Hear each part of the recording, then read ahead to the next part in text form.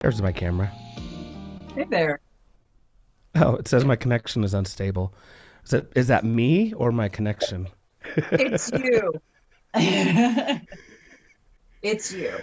Welcome Oh, everybody. hello, hello. Welcome. It is 7 o'clock. It is. Everyone take a hit.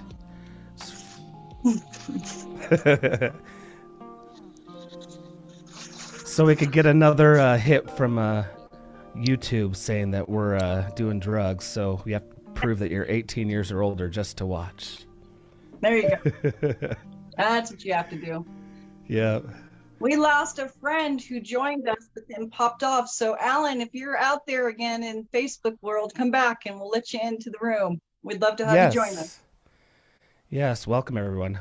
There's so much going on. Okay, so let me hit the spotlights. There's you. There's me. Oh, What's nope. up? Hello, I spotlighted hello. everyone. We've got some regulars and some new folks that have joined us. So welcome everybody. It's TRUCE's Zoom session. I'm so used to saying our 420 session. We're so used to having it at 420. Should we break the news while we're at it? I think so, because maybe everybody has an opinion about it and might want to offer something. Let's just go ahead and rip this Band-Aid off. So Christine and I, we've been talking about whether or not we should go back to 420 because we were finding that we were getting a better response from people at 420 than we are at 7 o'clock. What are your guys' thoughts on that? I think it's iconic to have it at 420, and that's probably why people join at 420. Yeah. You know what I mean? Could be. But it's more convenient for other people at 7 too. So, I mean, it's hard to say, really. Yeah. We were trying to make sure that we could get like Zach in on this because he's always halfway in the middle of his job trying to end his day. And so many other people were trying to end their day at 420. It was just a little too soon, we thought. So we've tried it for a month now, having the 7 o'clock, and it just seems like it's a little harder to get our regulars to kind of come in and join. So there's a good chance we'll be moving back to the 420 session for April. So be on the lookout for that. I think we'll go back to that 420 time unless there's a lot of pushback and wanting for it to be 7 o'clock. So there it is.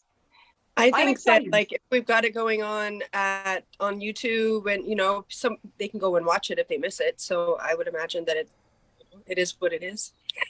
420, so I'm totally okay with it.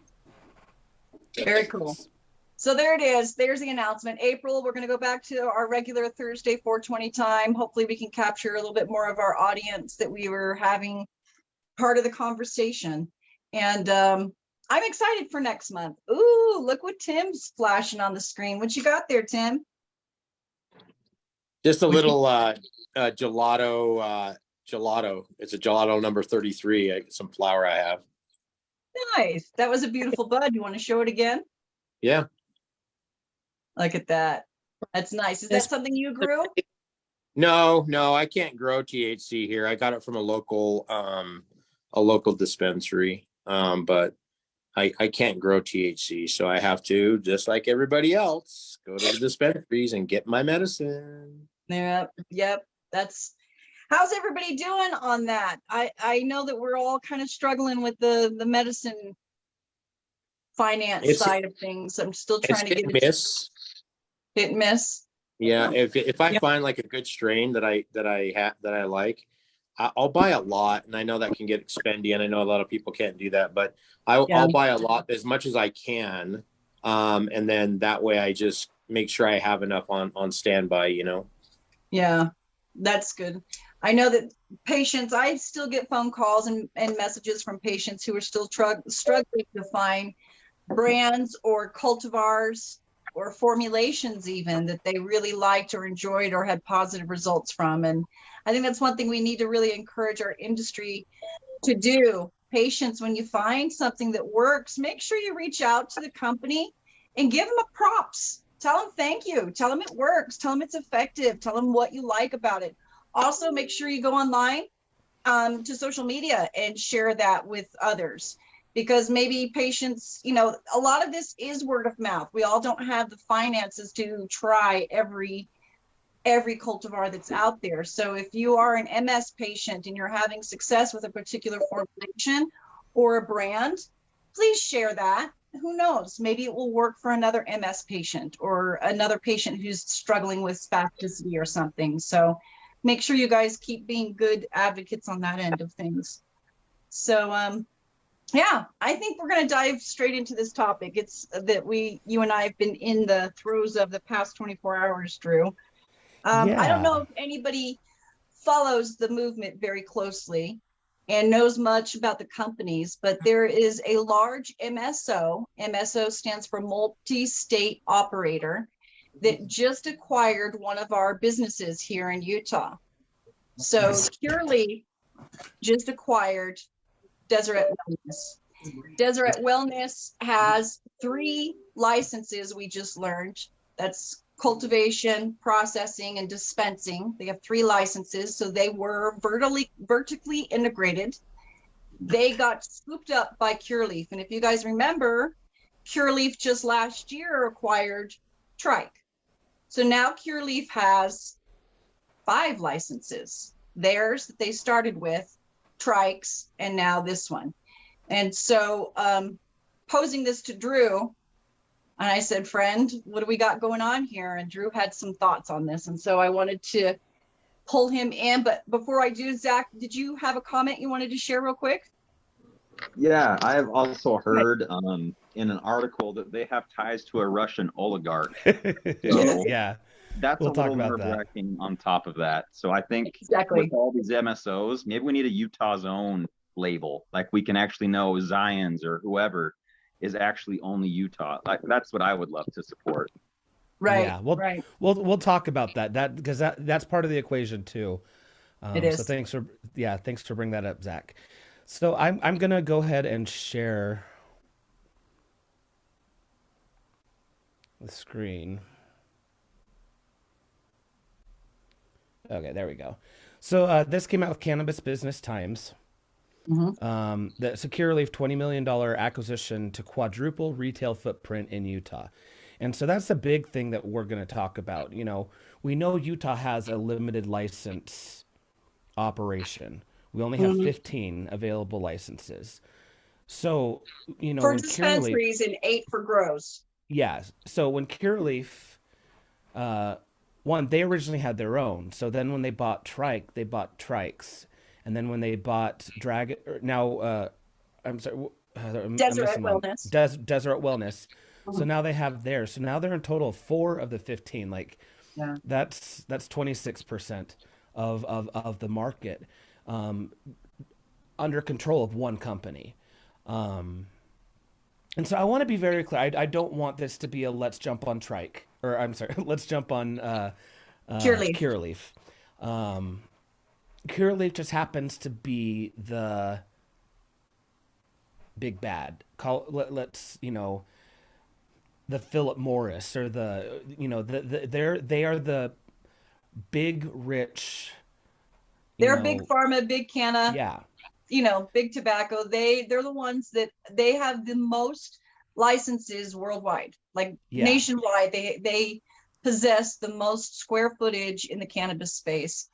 And so they have the money to be able to buy the entire market. There's plenty of players here who are struggling and have been struggling for a long time. That has a lot to do with the way our law is written.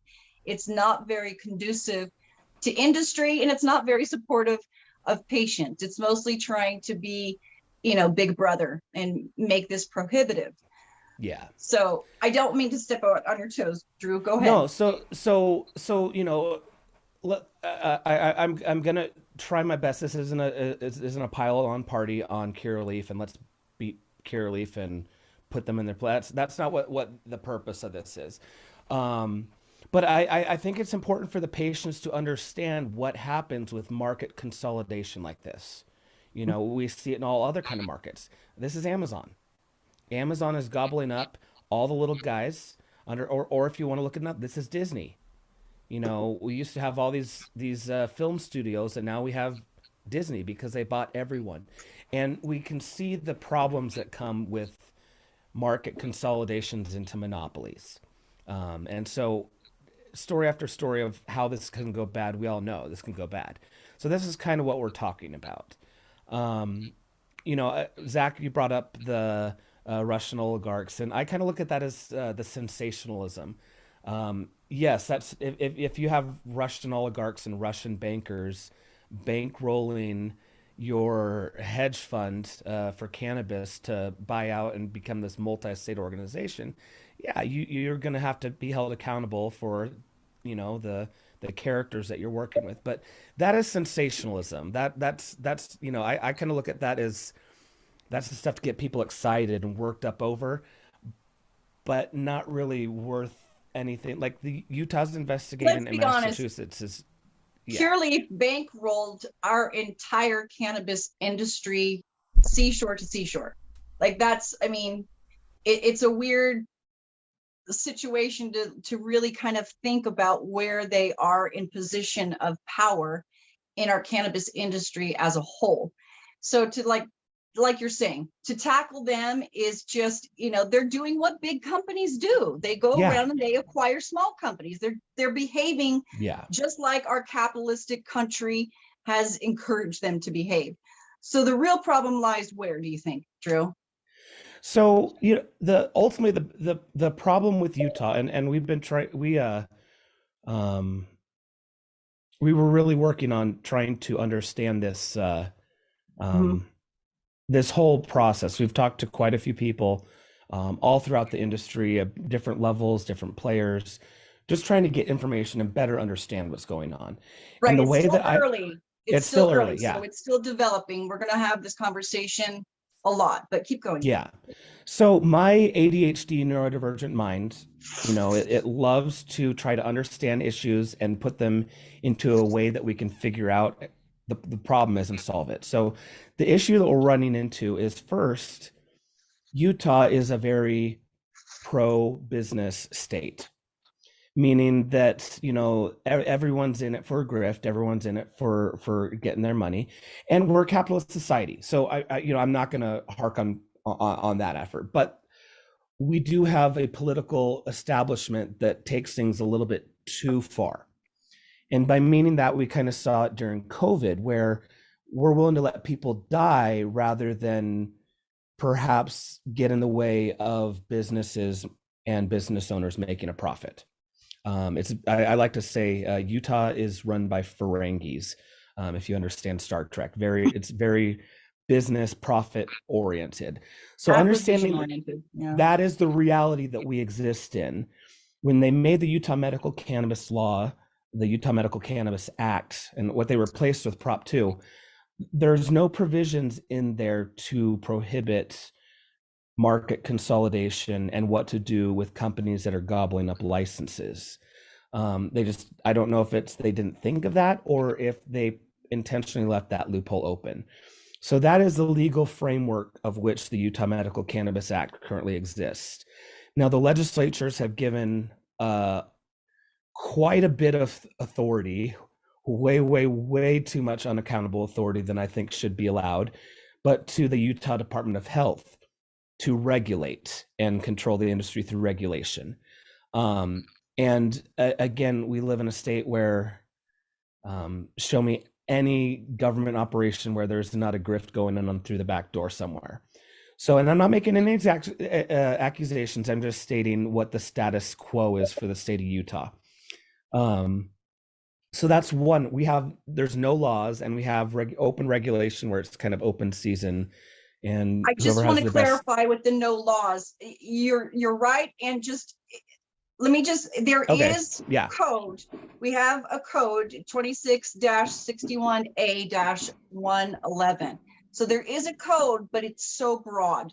So when Drew's saying there's no law, he's right and not quite. They made the loophole, or it's so ambiguous that the state can do whatever. All they've said is that it's up to the health department to decide if that licensing can go through, and then there's nothing. They only have to go through the regular background to allow this to happen. The problem, I think, is, to your point, Drew, you and I have talked so much offline about this, but you had mentioned to me that you don't think this is necessarily done maliciously, there's just so much unknowns in us creating a program.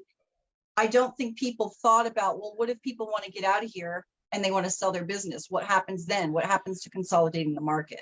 So I don't I know. definitely think there was some people that thought about what could happen but didn't say anything, because there are some very smart business people Fair. Yeah. at that table in the back rooms putting together the Prop 2 replacement. Mhm. But again, I don't think it's necessarily malicious to the point that, again, you have Curaleaf taking advantage of an opportunity of an open door. Why not walk through it? So that's looking at it from the business aspect. Right.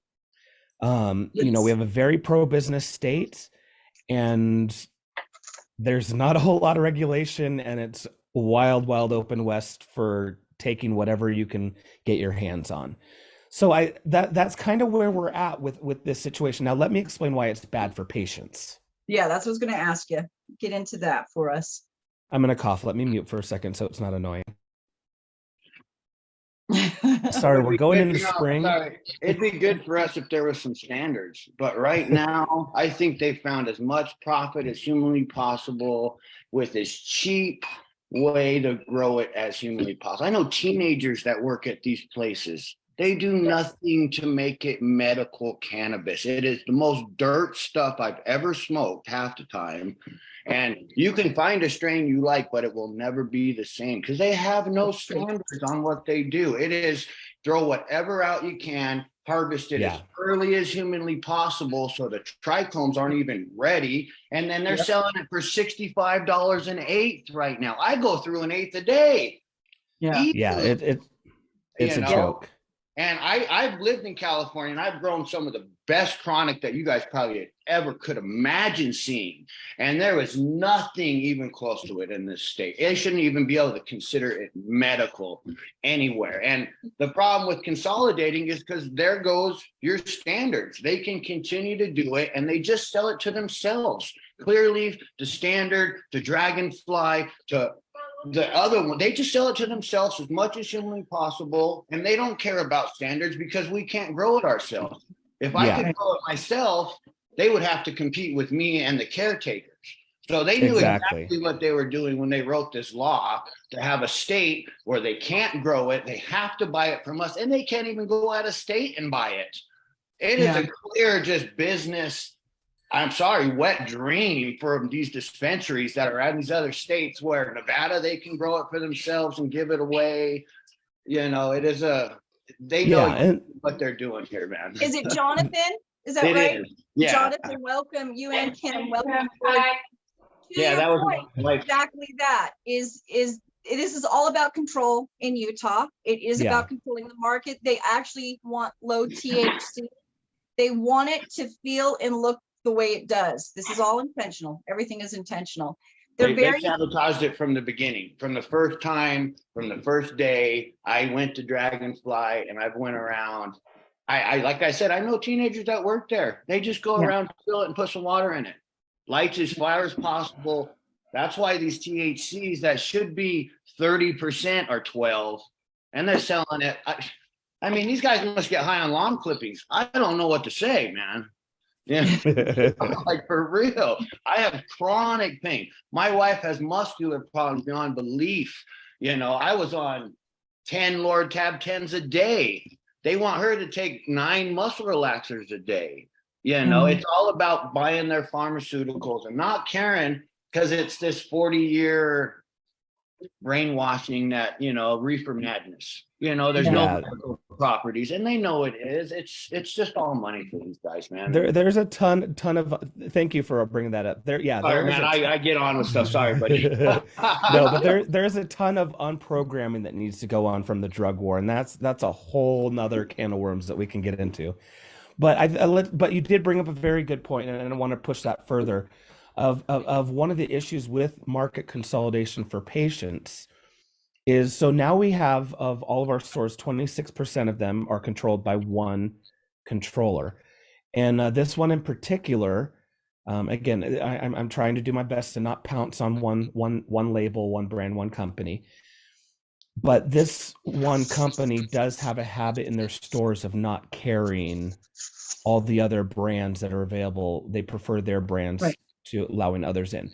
So, but the problem we run in there so now is 26% of the dispensaries in the state of Utah are only carrying one brand. So that's less product available to patients. So if you find something that works for you that, one company makes, well, you're tough out of luck if, your store is the only one in your area and all you have to choose from is their products, and it may or may not always be available. So it's limiting patient options about what they have access to. Like, imagine Agreed. going to Walgreens and you can only get Tylenol at Walgreens.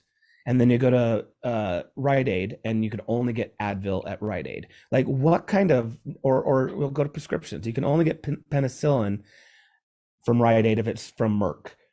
This, like, it's illogical. It doesn't make sense. It doesn't make any business strategy either. Like, None of the program makes sense though. Yeah. I mean, let's be honest. Like, I don't like that businesses can't dictate how their business model looks. Like, if a business wants to do seed to sale and be vertically integrated, they should have that right.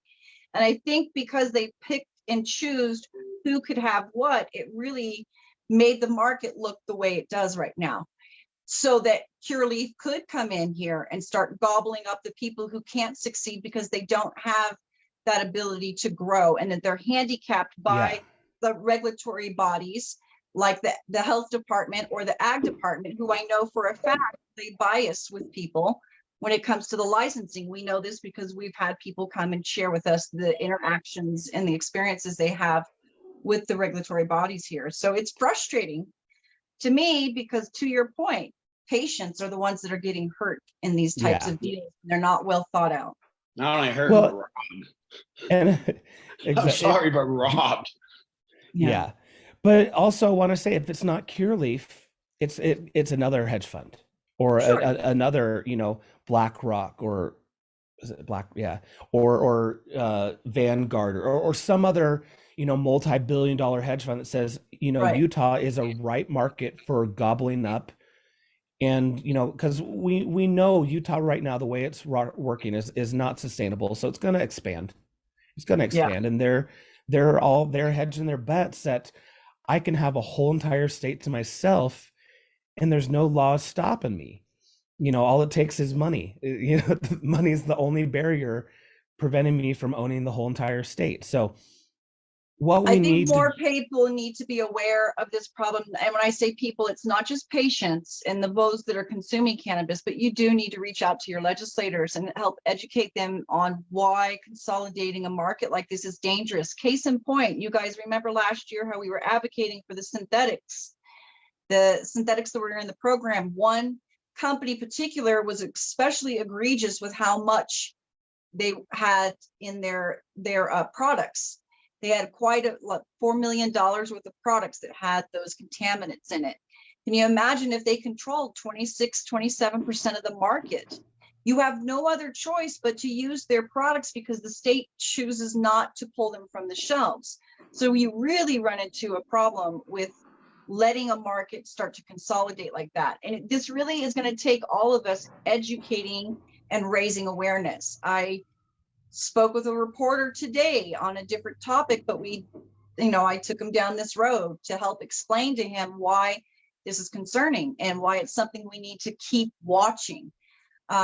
Definitely worried about us not getting vocal about this or things going on behind closed doors. I think there should be some public input when things like this happen, especially when we have an oligopoly type of market here where we have a limited license and the state gets to pick and choose who the players are. I think we as the consumers need to have input on that. And I think we also need to have some input on the way they're growing it. Yeah, they could be dumping it full of fertilizer, but what kind of pest controls are they throwing on there? What kind of neem oil? There's a huge case in California. They were throwing stuff that you shouldn't put on food just in their flower rooms to kill the spider mites and thrips and whiteflies. How do we know what they're putting on our stuff at all, let alone how much fertilizer they're dumping in there when they shouldn't have? Because if their pH is too high too, they're pulling heavy metals in that Yeah. flower. I mean, there's a lot of things that we don't So know there- how to own it, man. So We there's a do couple. We do. Go ahead, Drew. Oh, sorry. You're probably gonna say the same thing I was just gonna say. There are some people where we do know their process. For example, Dragonfly. We actually went to their growing facility. We followed the process entirely from seed to grow to harvest to processing to retail.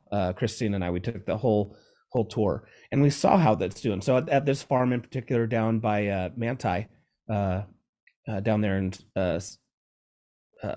San Pete County, they use ladybugs and praying mantises and natural remedies to in their grow facility. So seeing the natural way that they're doing it and the care and the process of how they flush the plants before harvest, and there is the right way, and so it's a matter of definitely demanding standards. Yes, sorry, Drew. Definitely a right way. Yeah, so Because there's a right way. So I feel comfortable, consuming a Dragonfly product, seeing the great absolute care they go to guarantee quality of product through the whole process. And I'm not being paid to say that by Dragonfly. With their organics, man. I know people are going more organic because they have issues like that. But I've talked to the owners at True North. I won't buy it. It's garbage. Pure plant. I won't buy it. It's garbage. This bedding. I wouldn't buy it for a pet. Garbage. Yeah, it is garbage. It is not worth the money. It sticks and stems, and it's just like, why? Why do you do this to people that really need it? And it seems our legislators don't really care because it's they don't understand. It's cannabis. Yeah, legislators don't understand. I've been doing this for a number of years, and when I talk to them, it gets so nuanced, guys. We're so weird and wonky in our cannabis space. Like, we eat, consume, and breathe this topic. A lot of us, is that Shelby the nurse? I think she's on the line. We are constantly consumed in this topic. When I talk to legislators, they're dealing with many other issues too. So it's hard for them when I go in with seems very common sense to me. They don't quite get it. They don't understand it. They don't follow it. This is why I'm begging you guys to develop a working relationship with your legislator. I have found a couple of them who I need to really stay close to because they're influential, that I try to share information to on the background, not in the middle of the session where it's all high stress, but like right now, I'm sending them this article about this acquisition and saying, whoo, this is concerning. We got to watch this. Who's babysitting this issue? That's the kind of relationship I want you guys to have with your legislators, that they turn to you as one of the subject matter experts that's in their wheelhouse. Because every legislator that goes up there is like their own team. They're pulling from their own background and their people to make sure that they have the information. They're relying on the people that they trust. There's a legislator that just got into office. I know it's scary, but I have to tout this one legislator because I just love the work she does. Dr. Senator, I don't know, she's got so many titles at this point. Professor, Dr. Senator Jen Plum. Dr. Plum is a harm reduction specialist. She's really into the needle exchange. She has been working with me on background, trying to understand this issue for 4 years. Before she ever got into office, she wanted to understand it better because she knew the patients that she works with who are trying to come off of the opiates are using cannabis to do that. So she wanted to understand from that perspective. Now she's in office. She's a formidable ally for us. She supports cannabis. She's the type of person that you want to send information to support her. So when she does have floor debates with legislators who are a little more ignorant and have their own biases, who are from conservative counties or districts, she can at least educate them. She can talk offline with them and say, let me explain this to you, or here is the study for this. It helps if we can come at our legislators with a different tone on this. Yes, they are absolutely 100% ignorant. And that's not necessarily a derogatory thing. It's just a factual thing. Yeah. You know. Well, and I've said it a Sure. few times on here. You know, I say it jokingly, but it is very true. You know, our legislature being a part-time legislature, being amateur, they're only as smart as the last person they talk to. 100%. And so 100%. what we need to do as patients is one of the reasons why we have these weekly Zoom sessions is to one, inform you and also equip you with the ability to communicate with them. So you're the last person they talk to. So they're operating from as an informative position that they can be. And that's really the whole reason why we're doing a lot of this stuff is so patients know how to act and get I things just wish we moving. could tell them they were lied to. Hearst, Yeah. DuPont, you were lied to from the beginning about cannabis. It was just from the beginning of the whole 9 yards. We were lied to from, you know, synthetic cellulose for DuPont to the racial things with marijuana. Why is it called marijuana for the Mexicans? The reefer madness, you know, we've been lied to, and they are just stuck in it. And it's hard to get these people when you say, hey, look, you've been lied to for so long. I'm sorry. It's not my fault, but this is the truth. And we have so many medical studies and states that have it, everything. It seems to go over their head and they go to that just, oh, dare, just say no. Like it does. What we're doing does. is we're dealing with cognitive dissonance, and it's a slow process. And Christine, you know, we've been doing this for coming up on 10 years, which is crazy to think about. But going through this process, and yeah, it's a lot of banging your head against the wall as you're telling them the same thing over and over and over and over again. And usually they don't accept that fact until they have a firsthand experience of needing cannabis. And that's really a lot of the situation right there. It's very true. I want to grab Shireen real quick to get her comment, and then I want to add to yours, Drew, because it's true. Please go ahead, Shireen. Oh, I came in a little late, so I don't know if you mentioned it, but did the state release a license with this consolidation cell? They did not, and that's the next part of the conversation, because that All right, that was it. So, sorry, I'm not like really video like no, you're good. in a video. It's totally fine. Anyway, you look great. You look great. All right, but But to your point, a lot of legislators, a lot of people don't have a story to cannabis until it's presented to them. A lot of people, when we were raising awareness, had advocates who reached out to us, or patients or caregivers, and then we taught them how to talk to their legislators, and then their legislators become the champions for that constituent on the debate floor. They get to use your story as an example. Kim, am I okay to share a little bit about what's going on for you? Yeah, that's totally fine. Kim is a patient, a legal medical card holder, and has applied for a job here in the state. She is a professional. She's a medical professional and has a degree, and she was denied, or she was offered the job, went through the process. She indicated, hey, I'm a patient. Who do I need to present my legal card to? You know, how do I manage this? And then at the last moment, after she was offered the job, they came back to her and rescinded the offer because she is a medical cannabis patient. So there is a conversation that needs to be had there. So I had told her, after we got a message from Jonathan on our website, he reached out and said, hey, this situation has happened to my wife. This is wrong. This is absolutely wrong. We need to do something about it.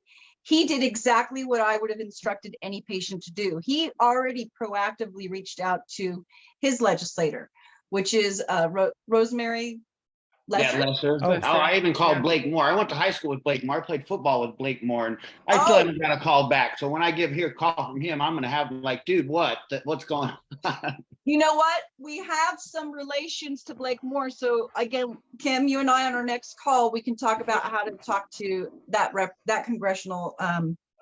Yeah, he was quarterback, and I was a free safety at Ogden High. We both played football together. But this is exactly the thing: is you have to find that connection. You have to figure out what and how you're going to move your legislator. And until you start reaching out and connecting with others, you don't know how to engage. You don't know how to move the issue. So what me and Kim are doing, we're actively going through some of the policies in other states to see where there are employee protections. Our state needs employee protections. We have it for our state employees, but not for all of us. So we're looking to see, and she would like to be able to join forces with us advocates and anybody else who is listening to this, who is bumping up against having a hard time getting employed because you have this prejudice against the fact that you are a medical cannabis patient. And as Drew and I have discussed, we feel very strongly that this is an ADA infringement. This is what she needs as medicine to function and have a normal life and have a quality of life. And if she can't have employment and she has to choose between medicine and being able to feed herself and clothe and house, that's a dilemma that we should not be putting patients in. Yeah, so and it back just, to the point. Go ahead. Oh, well, just to take that a little further to explain, you know, Sure. it's the whole basis of that argument is this is a discrimination on the basis of, in this case, disability. Exactly. You know, yeah, we can get into the whole, federally this and this. We're not talking about cannabis is just happens to be the topic, but that doesn't rely. So imagine if a company, if you were paralyzed, and the company would said, well, we're not hiring you not because you're paralyzed, we're hiring because we have a prohibition against wheelchairs. That would be a discrimination on the basis of your disability. But it's not the disability, it's a wheelchair. No, your disability on the part of, because you need to medicate, this is my disability. So that's the whole basis of the rational argument that Great. this actually is an ADA argument. And that's exactly what it felt like to me. It just attacked on my physical disability. You know, and the medication that my doctor put me on, he wanted me to taper up on it. And I think I took 1 or 2, drove from Ogden to Salt Lake, and I didn't remember how I got there. He had her on 6 Flexerols a day and wanted her to go to 9 Flexerols a day, or baclofen, so same thing as Flexerols. No, we're both. I've had 4 complete rebuilds of both anterior shoulders. I've had 2 major pec transfers, 2 bicep ligament transfers. I tore every single muscle. I lost the ligaments in my chest. And I own my own hardwood floor company. So you need to stop doing what you're doing. Whatever that is. I tried to tell him that, right? I got a degree in business and accounting, but I can't find a job to make 130 grand a year other than what I do, man. So I'm stuck. But I was on so many painkillers. I don't even remember my first 2 kids' childhood, because I was on so many. I ate a hole in my stomach from the ibuprofens they were having me take, 500 milligrams 6 times a day, plus Loratab 10s. I was taking Demerols, you name it. And cannabis, I haven't taken a pill in a long time, you know, because the chemicals in it bind to your receptors, but they don't block them. They just tell them to calm down. Your endocannabinoid system, which these people don't even know about in our legislators, control your body.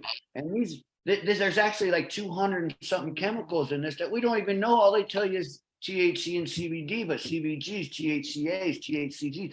There's so many different, it's not even funny. And to say that it's not medicine and give me the cop out the federal level when I have a medical cannabis card from Utah, it's just laughable to me that they can allow just a cop out with it, you know? Yeah. So a lot of this is Kim getting your legislator to understand your experience, and you did get a response from her. She did respond to you in an email. She is now aware of the issue. She's encouraged Kim and I to keep working together and see if we can find some policy language that can help support her portion of pushing the needle, because we need lots of players involved just to zero in on one issue. So you can see how Kim and I are going to work on that. Case in point to our original topic of the night is that consolidation of the market. We need to bring in some financial people and start talking about what this looks like for all of us. It's going to have impact for patients. Patients are absolutely a part of this conversation. And so we need to just be mindful of what's happening with these business transactions. And please, again, reach out to your legislators. If you don't know who your legislator is here in Utah, you can go onto our TRUCE website, plug in your address, and it spits out who your congressional delegates are. Like Jonathan just mentioned, Blake Morris, his, and then it will tell you who your House of Rep is and who your senator is. And those people are important in this conversation. Blake needs to bring the conversation to the federal government because we need some banking protections and we need to be legitimized. A lot of this tomfoolery that goes on is because they can do whatever they want. And to your point, Jonathan, there aren't regulations in place. There aren't standards that are being implemented. That is the next step in patient advocacy. And I think that's what we're demanding. We demand some ethical standards and regulations be in place. Zach, you got your hand up. What you got for me? Yeah, I actually heard that there was a Republican senator that recently filed a federal bill to deschedule completely cannabis and to allow interstate commerce and a bunch of other things. Like there's at least 3 bills currently that are on the federal level. So getting your congressman to know that you're interested in that, everybody, it's super important right now. It is. I just wanted to raise that. Drugs are, dude. There's no act of Congress to deschedule it. It's one man, one sign of a paper. They can do away with the ban on it, but the descheduling is one man. The president tells his drugstore to deschedule it, just like they would if it was ibuprofen or anything else. Yeah, it's going to be, and again, I'm going to try not to be cynical, but I don't expect anything from Congress, at least for the next generation. Well, I don't think anything's going to happen with this presidential cycle, and it's going to be a minute, guys. You know what, Drew? Like Drew said earlier, we have been advocating, him and I together, for 10 years, just about, and I've been doing it for 12. And every year, every president, everybody thought it was going to happen. We're going to get this, we're going to get that, and it's just been. It gets more and more screwed up. It does. It really does. Go ahead. No, I was going to try to steer us back to our topic. Yes, that's perfect. Okay, so let's get back to the thing that Shireen brought up. Is what can we do about market consolidation, and how do they claw back licenses or revoke licenses or there's no provision in that. The Department of Health right now is a sole discretion, and they can take back licenses if they deem it necessary, but it's never going to happen. I know. But what we do need to do is there does need to be some legislation and probably regulation. And I think it'd probably be easier to get legislation before regulation when it comes to this issue. But we could use DABC, the Utah Department of Alcoholic Beverage Control Services. Whenever there's a change in ownership, the bar license goes back to committee. If there's a sale, if there's a transaction, they're very particular about the licenses, and in that case, they will pull them back and then rebid them out through a fair bidding process. Now, that's how it should be set up. To have it be ethical and fair, and again, to avoid monopolies. Utah does have a monopoly and antitrust law, both in state law, as well as there's also a federal version of that as well. Again, the worst thing that can happen for patients is allowing market consolidation to 1, 2, maybe 3 people.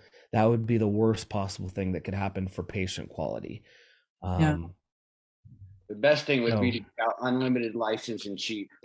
But that would. They do it in Missouri. They do it in Nevada. Unlimited. You can grow it. It's $200 and something bucks. It would give lots of market, lots of people, lots of quality. It's still business. You can sell it to the dispensaries or whatever. You can keep it for yourself. But it comes down to control. That would take away and make the market actually competitive. Instead of just a monopoly, we can do whatever we want, and now we should take them away when really we should be expanding. We absolutely 100%, and thank you for mentioning that. We absolutely 100% should be expanding, but the biggest thing with the state Utah program is it's control. They have this entire operation where the Department of Health can throttle everything. So, the growers can grow until it's coming out of their ears, but everything goes through a pinch point at the inspection point. And, that's where a lot of product is sometimes sitting in warehouses for 2, 3, sometimes 4 months before the Department of Health clears it. And again, it's all control. Everything they do is based out of fear.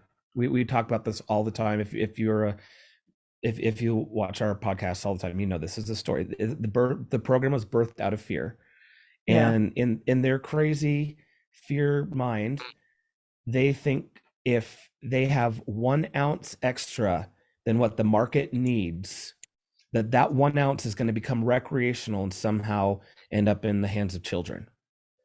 They're that afraid. So they use a very tightly controlled of all their regulations to throttle the market. So this is where I think zeroing in on certain issues and educating to those issue points are the best approach, because when people act like this, it's based in fear. Fear is driven by ignorance. And once they're educated, it helps. That's why finding some key players and helping educate, Senator Plum, helping educate her about the synthetics. She went in prepared because as a physician, she understood the concerns, especially when I compared it to another pharmaceutical drug that had some similar unknowns about it. She instantly could relate that issue onto other legislators or other medical professionals who then engaged in the conversation. So zeroing in on this topic, talking to people and educating them why consolidating markets are very problematic for patients and our program as a whole. It makes it unhealthy and unbalanced. We have to continue the conversation. We can't just, when trike happened, I was freaked out. I can't stand trike. And I was like, great, those two, fine, whatever. Now they gobble up Deseret Wellness. I can tell you there are other companies that would jump on a few $1 million thrown their way to get out of the Utah market, because they're suffocating, they're drowning, they cannot make it here. There are MSOs in our state that aren't making it here that would be happy to sell their portion off. And then what happens then? Then what? Curaleaf owns 50% of the market? Yeah, we're heading down a road that we need to really educate the public on. And what I think a big part of that is we do need to press, now that they've seen they can control it. I think we could probably control 20 or 25, open more markets. Because again, the next big problem with market consolidation is it really stifles innovation. 100%. So, we have some companies where, I know for certain there's no Delta 6A-10A nonsense derivatives and crap in this, because they have a very clean process. And, if it pops, they destroy the stuff, whereas there's other companies where they're putting out that shit on the shelves and selling it and, taking the money with a smile. Yeah. So imagine if, just saying hypothetically, I'm not accusing one company or not, but imagine if there was one company that was just peddling crap that now had 75% of the market share. That would be horrible for patients as far as choice goes, and as far as innovation. And the companies that were innovating quality, pure products, they're pushed out of the market, and they go away. They go out of business, or they get bought up by someone else, and the cheaper and easier way becomes the standard for. So we need to. There's so much to be scared about with this. And again, it's not let's bounce on Curaleaf. It's just, if any entity were to purchase the whole market, why this would be bad for everyone. It's all about tightening up regulation, which means, guys, we need people who are available to pop in on some of these meetings. Every month, the health department and the ag department have meetings, and they're board meetings where people are going through and running through stuff. If you can't do it because they are during the day, you can go back and listen to them and hear what's going on. it's hard because everybody's got their own lives happening, and the last thing we need to do is chase down and run down and make sure everybody's making our medicine right and putting it out there in a manner. But if we don't babysit it, it's not going to turn into a program that we can be happy about. You know, it's going to go away. We're going to have those who will come in here and say, see, it's a mess. We told you marijuana was bad. We just got to kill this program. And they won't give it the love and care that it needs. I'm hoping the Cannabis Commission conversation, I don't know if you guys have been following, but last year, former Senator Gene Davis proposed a piece of legislation that put together a committee to evaluate whether the state would be in a position to take on a cannabis commission. They would be in charge of babysitting the cannabis. They would still work with the ag department and, you know, potentially the health department in certain areas, but they would be the regulatory body. They would be watching this. They would be involved more in the licensing. I think as a state, we need to really push towards that, because both departments have already proven that there's some things that have gone on there that haven't been to the best for the public. And so I think we should keep watching that conversation. Honestly. Agreed. I think they're honestly trying to just wait us out and see how many people will continue to pay for it like this. I think that's their big thing, because they do like the money. They do like the fees that they get from the industry. They are, you know, sitting they're on $10 million probably right now. You know, but the problem is that the regular person can't afford this prescription. If you make $30,000 a year, you can't spend $1,000 on herb, especially if you vape it, which is twice as much herb. I mean, yeah, I think we're really insulin pricing. Price this out, because even the governor, I've talked to him. You know, it's a big success, but yet we only have 60,000 card members when really we have 100,000, and there's probably 200,000 that just can't afford it, let alone the fee to get it, the process to get it, and then to buy it. I mean, and now we're just letting this company. We're going to let these companies consolidate, make it worse, and still charge $65 an eighth. I wasn't paying that on the street when I was 15 years old for chronic. Yeah, no, I think that's more what they're doing. They made it as hard as possible at first with the cards and getting them, especially Dragonfly. That was dirty what they did to them at the beginning. They're making it as much as humanly possible hard to get. You can't buy it out of state. And now they're just going to price us out until they want us to go back to the pharmaceuticals. I think that's what they're trying to do. But stories like my wife's, stories like that we got to change these guys' hearts, I guess, to get them to realize that they've been lied to. I mean, I don't know any other way. And let's hope we can do something. Organizing is ideal. Bringing in, I mean, Drew and I got to visit with one of the industry owners today about this topic, because we wanted to get, like Drew had mentioned, we like to get input from all the stakeholders who are involved, so we have a better idea of what to be presenting to you guys. And they're concerned too, you know. Their approach and emphasis was like, you know, Curaleaf is not necessarily the bad guy, other than they've always been the bad guy. In this scenario, it really is like, we need to address the issue. Like, this is a regulatory, legislative, policy making issue that needs to be addressed. This was sloppy business. It's now been brought to our attention. We just need to speak up and say, hey, I don't like this, and we need to push back on it. You know, maybe we got to ask them why Connecticut has better laws than us when it comes. Connecticut has 100% protection on every industry, but they have the cop out of that it's private. You know, even, hey, I'm sorry, but I've senators in our state. They've called me and said, oh, well, they're a private company. There's nothing we can do. Only state employees are covered under that law. That's what they only.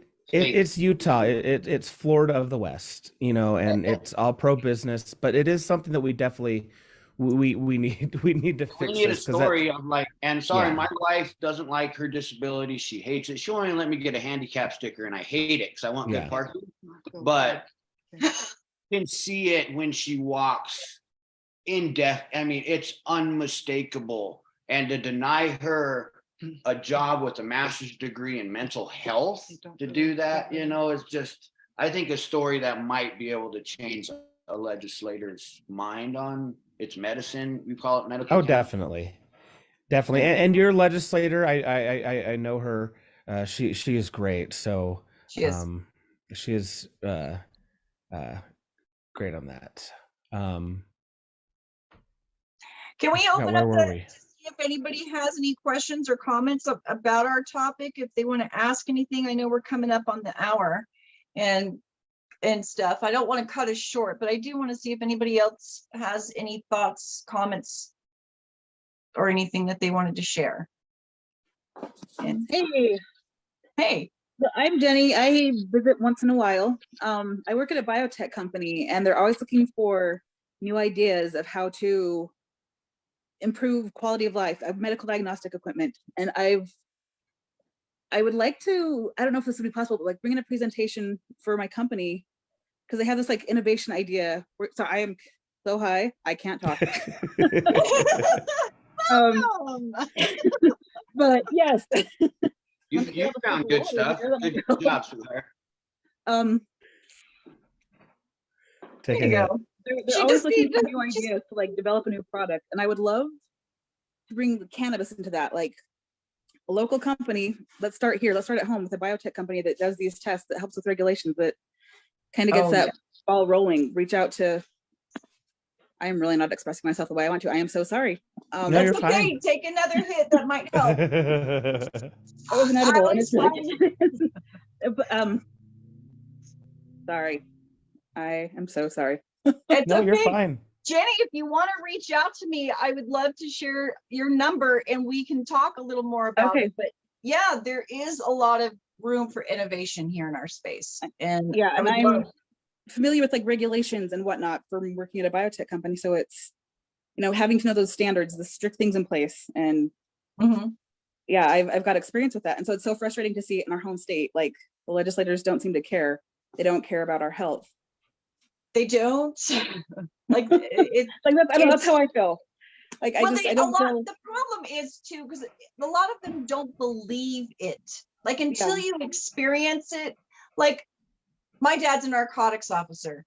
I grew up in a different perspective of cannabis. You know, I didn't hate it.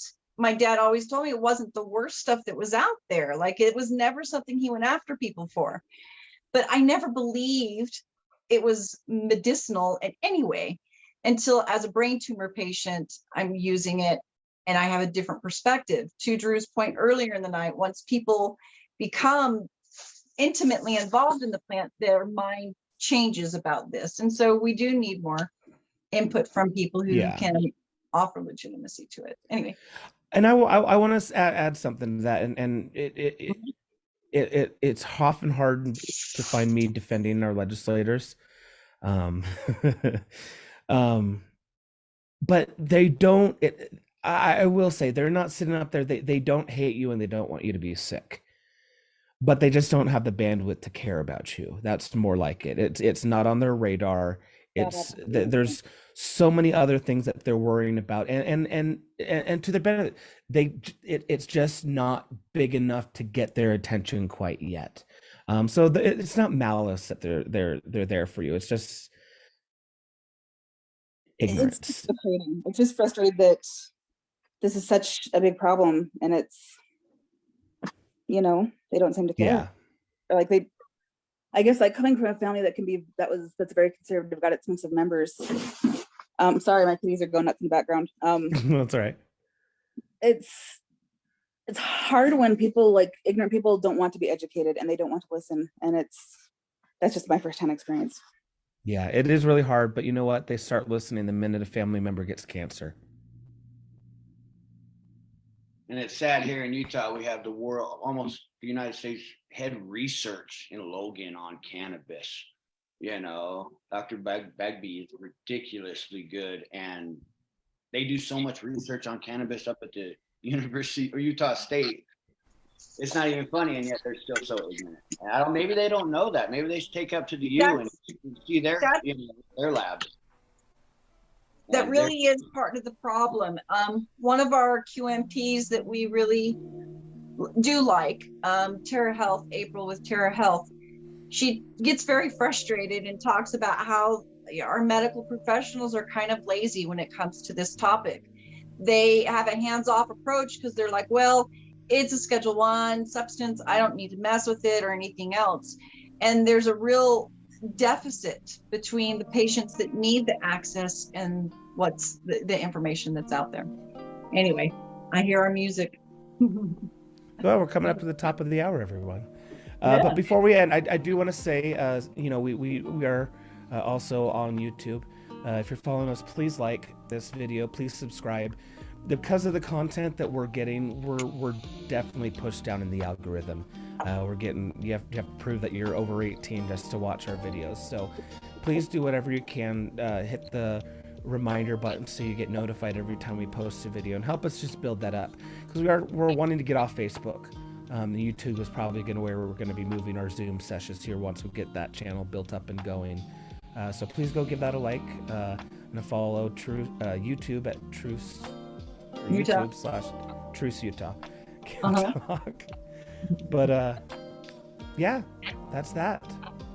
Thanks, guys. And remember, April, we're going back to our 420 time so that we can capture the rest of our audience. So look for us on the community page for that link. Thanks so much. Guys, have an awesome weekend. We'll chat to you soon. Thanks. Good Take care. night. Thanks, everyone. Good night. Have a good night. Bye.